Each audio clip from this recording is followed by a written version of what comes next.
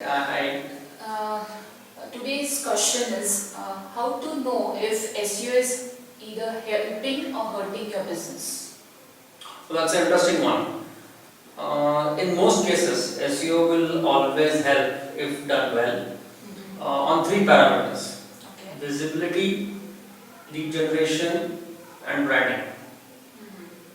If none of this is happening, then it's certainly hurting your business. Right. Most businesses, what they do is they outsource their SEO and hope that the results will come. Correct. This leads to a lot of disappointment later on, and they feel that SEO is not helping their business. Yeah. So it's basically, if you take control, if you plan well, then SEO will always help. If you don't plan well, then it will always hurt. Okay.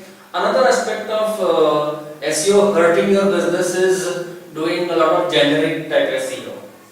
So what happens is, because you are really not planning and focusing your efforts, what you tend to happen is you get junk leads, Right. junk traffic, and then your marketing, administrative and sales teams are addressing customers who don't actually need a service.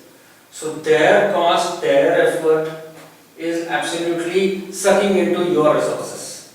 Correct. So isn't that hurting your system? Yeah. So that kind of SEO will always hurt you as well. Okay. A third aspect, which is more technical in nature, is called negative SEO. But we should not take this for discussion here. Probably on a different platform, where companies are competing with each other to damage each other's reputation.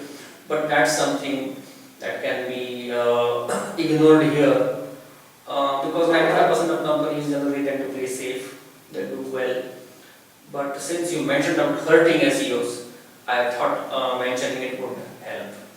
Right. So again, to summarize, if planned well, SEO will always help. Okay, if not planned well, then there will be bruise marks. Hope this session was helpful.